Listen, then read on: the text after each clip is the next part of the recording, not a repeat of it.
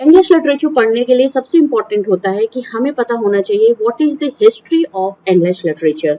And history of English literature हमें पता चलता है with the ages that was the history of English literature is divided. History of English literature को ages periods में divide किया गया है, जिससे हमें एक particular time duration में किस तरीके के literatures लिखे जाते थे उसका हमें पता चलता है। और आज के वीडियो में हम डिस्कस करने वाले हैं मॉडर्न एरा को। तो मॉडर्न एरा का अगर हम स्टार्टिंग की बात करें तो ये 1901 से लेकर के 1965 का जो टाइम था हिस्ट्री ऑफ इंग्लिश लिटरेचर में, उसको हम मॉडर्न एरा के नेम से जानते हैं। And friends, this is Priyanka, welcome you all on this channel English zen with a new video related to modern age or modern period.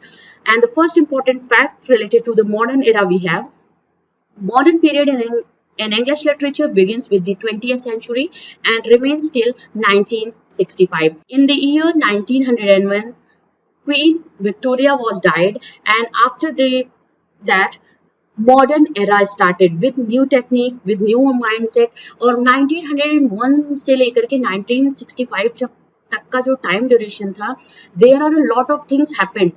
World war हुए, दो world war इसी टाइम ड्यूरेशन में हुए। And ये time duration ऐसा था, what the society is all about, that was reflected in the literature of the English by the writers who were written literature at this time. Yes, जिस तरीके के literature इस time पे लिखे गए हैं वो रिफ्लेक्ट करता है कि उस टाइम का सोसाइटी क्या था, उस टाइम के जो एंटी वॉर लिटरेचर जिस तरीके से इमर्ज हुआ है इंग्लैंड में, वो उसका क्या इन्फ्लुएंस हुआ इंग्लिश लिटरेचर में, ये सब कुछ आज हम इस वीडियो में डिस्कस करेंगे। तो यहाँ पे जो था, the era started with the 1901 and it ends in 1965. Next important fact we have about modern era. Modernism in literature seeks fresh vision to look at different things with fresh technique. ये एक important था जो कि अभी तक के Victorian era में आप देखोगे कि वहाँ पे जो एक विक्टोरियन एरा में इन सब चीजों की बात हुई, but writers, all the writers or all the जो literary figures इस एरा के थे, they not followed that new technique or new rules. Next we have, in this period literature had witnessed the industrialization, rapid social changes and development in sciences and social sciences. even आप बात कर लो तो Victorian era में ही industrialisation का बहुत ज्यादा progress हो चुका था। And there were also new literary trends were emerge. इस टाइम ड्यूरेशन में न्यू लिटरेरी ट्रेंड्स बहुत ही ज्यादा इमर्ज करे। अगर आप स्ट्रीम ऑफ कॉन्शियसनेस की बात करो तो मॉडर्न एरा ही ऐसा टाइम था जब स्ट्रीम ऑफ कॉन्शियसनेस अपने की न्यू टेक्निक लॉन्च हुई, न्यू टेक्निक को राइटर्स ने अडॉप्ट किया। एंड ऑल्सो सिंबलिज्म, आप इमेजिनिज्म की बात कर लो, and realism, these all are the things that were discussed by the writers of this era. So यहाँ पे जो आप एक तरीके था that were followed by most of the writers who had written literature this time. And also we have new thoughts in philosophy, psychology and political theory uncovered the new means of expression. जिस तरीके के new philosophical जो thoughts हुआ करते थे and psychological जो changes हुए हैं इस टाइम ड्यूरेशन में, उसने डोमिनेट किया है लोगों की लाइफ को। So overall there was a feeling of uncertainty was spread after the two world war and that affected too much modern literature. चलिए आगे डिस्कस करते हैं कुछ कैरेक्टरिस्टिक्स इस एरा के। And we have here the characteristics of the modern age, and then first we will discuss the impact of two world war. And two world war का जो impact था यहाँ पे literature में, the impact of two world war very much affected the literature, the society and the mindset of the people of England and people of the world at this time in the modern era. और हम इस चीज को देखते हैं कि किस तरीके से फर्स्ट वर्ल्ड वॉर के बाद किस तरीके से डिप्रेशन, अनएम्प्लॉयमेंट बहुत ही ज्यादा बढ़ गया था उस टाइम पे। And there was a kind of things that happened to establish peace but that not worked out। और फिर से सेकेंड वर्ल्ड वॉर स्टार्ट हो चुका जो कि बहुत ही ज्यादा लॉस सफर किया लोगों ने उस टाइम पे। और इसी वजह से जो after world war, after first and second world war जिस तरीके से लिटरेचर लिखे गए, they were related to anti war literature. And उसने इस तरीके से बहुत ही ज्यादा एक्सपोज किया, जो राइटर्स थे, जो भी लिटरेरी फिगर्स थे उस टाइम पे, उन्होंने एक्सपोज किया कि what was the main effect of the, what was the how much society was affected with this world war. Psychology and literature. Psychology and literature की अगर हम बात करते हैं तो मॉडर्न एज में बहुत ही ज्यादा साइकोलॉजिकल रिसर्चेस हुए हैं रिलेटेड टू न्यू ट्रेंड्स, जो न्यू ट्रेंड्स थे उससे रिलेट करता हुआ इस तरह का इस एरा का लिटरेचर लिखा गया था. And we have seen in the works of the D.H. Lawrence जिस तरीके से उन्होंने साइकोलॉजिकल इश्यूज पे एंड साइकोलॉजिकल चीजों पे बेस्ड ऑन अपने वर्क्स लिखे हुए हैं.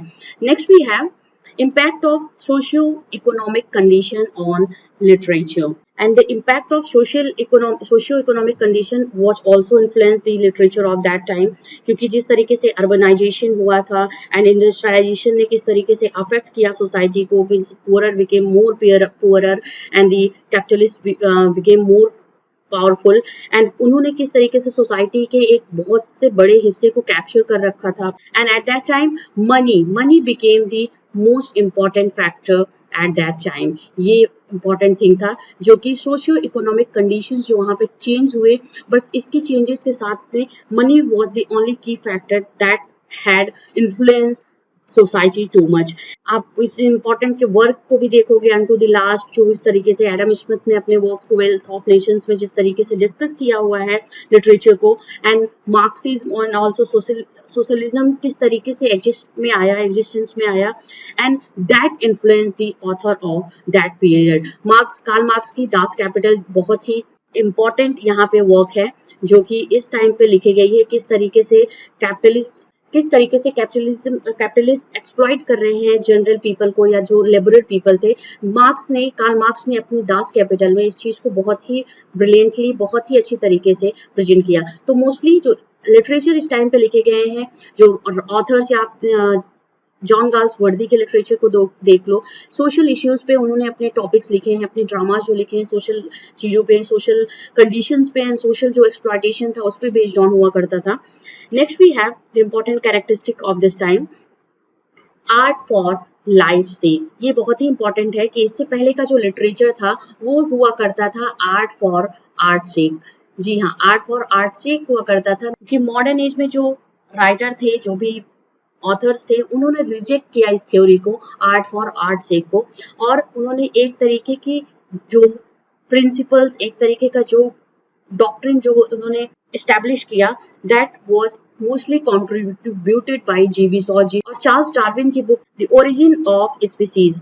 ओरिजिन ऑफ स्पीसीज भी बहुत ही इंपॉर्टेंट बुक है. And here we have the developing interest in peoples belongs to the poor and working class. Developing interest in peoples belongs, जो भी लोग बिलोंग करते थे पुअर एंड वर्किंग क्लास में, जो इस टाइम का लिटरेचर था वो उन्हीं पे मोस्टली बेस्ड ऑन था.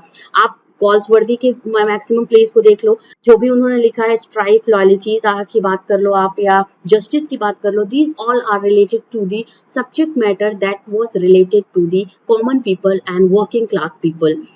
ऑल्सो कार्ल मार्क्स ने किस तरीके से दास कैपिटल में अपनी बुक में उन्होंने एक एक्सप्लॉयटेशन, जो एक लेबरर है उसको किस तरीके से एक्सप्लॉइट किया जा रहा है, वो सब कुछ अपनी बुक में लिखा है. So developing interest in people belongs to the poor and working class was the only subject matter जो रिलेट करता था इस मॉडर्न एरा से. Next one we have interest in deeper reality then surface reality. Yes, ये important चीज है, क्योंकि इससे पहले जो विक्टोरियन एरा में जो भी लिटरेचर लिखे गए थे, उस टाइम पे क्या हुआ करता था कि जो कुछ सरफेस चीजें हो रही हैं या जो भी इंडस्ट्रियलाइजेशन की वजह से एक्सप्लॉयटेशन हो रहा है, वो सब कुछ लिखा जाता था. But now at the time of the modern era, deeper reality was discussed by the authors of this time, not that of the surface reality. बस क्या हो रहा है वर्ल्ड वॉर के बाद, किस तरीके से really literature and even society किस तरीके से अफेक्ट हुई, कॉमन पीपल किस तरीके से अफेक्ट हुए, कि बहुत ही ज्यादा अनएम्प्लॉयमेंट था लोगों का, there was a no belief in the peoples relationship किसी तरीके का, and there was a kind of unrest in the mind and the heart of the people. कोई किसी तरीके का अटैचमेंट नहीं था एक दूसरे के लिए. That all was discussed in the literature of the modern era. And also we have development of critical thinking. ये बहुत ही ज्यादा इंपॉर्टेंट कैरेक्टरिस्टिक है इस तरह की। डेवलपमेंट ऑफ क्रिटिकल थिंकिंग से हमारा मतलब है कि जिस तरीके से लिटरेचर इस टाइम पे लिखे गए कि स्ट्रीम ऑफ कॉन्शियसनेस जो थ्योरी थी, एंड ऑल्सो सिंबोलिज्म जिस तरीके का थ्योरी था, एंड इमेजिनिज्म जिस तरीके की थ्योरी थी, ये सब कुछ का एक क्रिटिकल थिंकिंग राइटर्स के माइंड पे आया। किसी चीज को, किसी भी इश्यू से रिलेटेड उसकी जो क्रिटिकल पॉइंट ऑफ व्यू से उस चीज को डिस्कस किया गया और लिटरेचर में उस चीज को अडॉप्ट किया था with the new technique of the modern age by the writers. They had discussed all that things.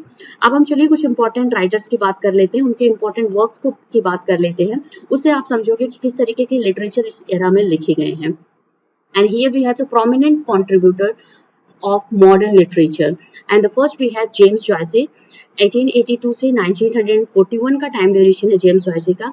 Ulysses is an important work जो कि 1922 में पब्लिश हुआ है, and this is novel of Ulysses जो कि modernity and modern subject matter पे based on है, modern unrest पे बेस्ड ऑन है। A portrait of the artist as a young man is published in 1916. So ये James Joyce की जो literature है, जो इनका वर्क है, लिटरेरी वर्क है, that reflect the society very well of the modern age. Next we have Thomas Stern Eliot। T.S. Eliot 1888 से लेकर के 1965 का टाइम ड्यूरेशन था।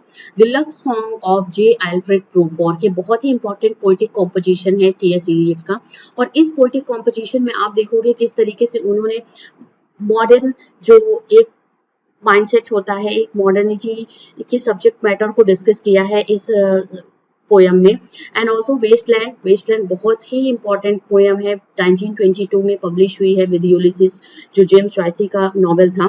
द वेस्टलैंड, यहाँ पे बात हो रही है कि yes, England is a wasteland, modernity is like a barrenness. Ash Wednesday is also another poem by T.S. Eliot। Murder in the cathedral, ये है इंपॉर्टेंट ड्रामा जो T.S. Eliot ने लिखा हुआ है। Next one we have the important writer of this modern era, that is John Galsworthy. 1867 से 1933 का time duration था जॉन गाल्सवर्दी का। फॉरसाइट सागा, ये इंपॉर्टेंट इनका नॉवेल है। स्ट्राइप, लॉयल्टीज, ये सब भी बेस्ड ऑन है on the social issues that was discussed, that was happening in the time of the modern age. Next one we have George Bernard Shaw. 1856 से 1950 तक का टाइम ड्यूरेशन है। Pygmalion, arms and the man, और the important dramas that was written by G.B. Shaw or in the modern era. And also we have D.H. Lawrence। 1885 से 1930 का time duration D.H. Lawrence का है। Sons and lovers, बहुत ही modern theme को, modern subject matter को discuss किया गया है इस वर्क में, जो सन्स एंड लवर्स हैं। The rainbow, women in love are the important works that was written by D.H. Lawrence. And also we have here Irish poet W.B. Yeats है। William Butler Yeats 1965 से 1939 का इनका time duration था। The second coming, ये important work है, Christianity पे based on इनका work है। And lake isle of Innisfree is the important work poem of W.B. Yeats. So overall अगर हम बात करें तो modern era was the age of barrenness and age of unrest and age of uncertainty. There was no faith in religion, क्योंकि जो भी चीजें थी रिलीजन पे बेस्ड ऑन ना होकर के वो साइंटिफिक अप्रोच को लोगों ने यूज करा अपने कि किसी चीज पे बिलीव करने के लिए। So friends, here we had discuss modern age with few important characteristics and also with few important modern writers who contributed a lot with their literature, with their works in the history of English literature in modern era. And next हमारा video किसी और important topic पे होगा। Please connect with this channel English Zen, and thank you very much for watching this.